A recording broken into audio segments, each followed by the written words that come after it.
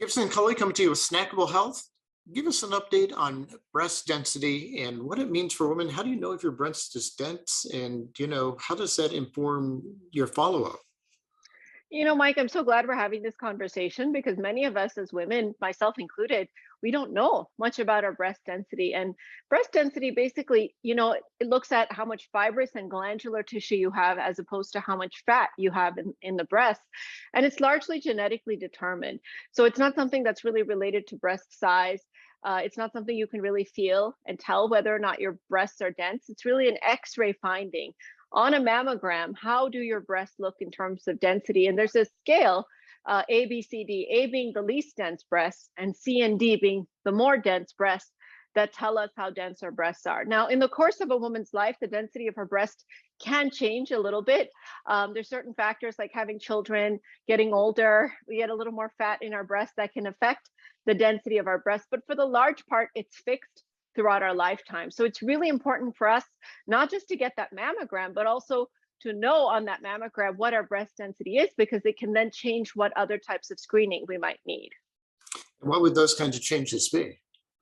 Yeah, so if you fall into the category C or D, meaning you have very dense breasts, and that's 50% of women, as much as 50% of women that fall into those categories, then you may actually need to talk to your doctor based on your underlying risk for breast cancer, whether you need to follow that up with an ultrasound if you're intermediate risk. That's called a breast ultrasound, where they use sound waves to image the breast and look for tumors, or whether you might need a MRI, which is an even more sensitive test to look at the breast. Because when you have dense breasts, you basically have white on the X-ray that shows up. So if you're looking for a white tumor on a white background, that's a lot harder to find than in the fat-filled breasts, which are less dense, which show up black on the X-ray.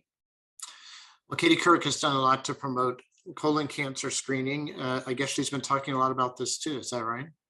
That's right. In fact, that's how her diagnosis got picked up. So she had a mammogram, but it wasn't on the mammogram. It was on the breast ultrasound that she, found that the tumor that she has, which is stage 1A, thankfully. Now there's one, the discussion in medicine we always have about what's indicated, and ultrasound may be indicated versus what's covered.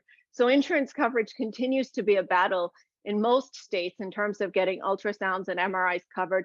Katie Couric is actually working with a number of policy makers to try to change that so that we can make this type of screening available to people, make it accessible and make it affordable, because that's key in terms of early diagnosis, especially given that in the pandemic, over 2 million mammograms were delayed and not done as they should have been.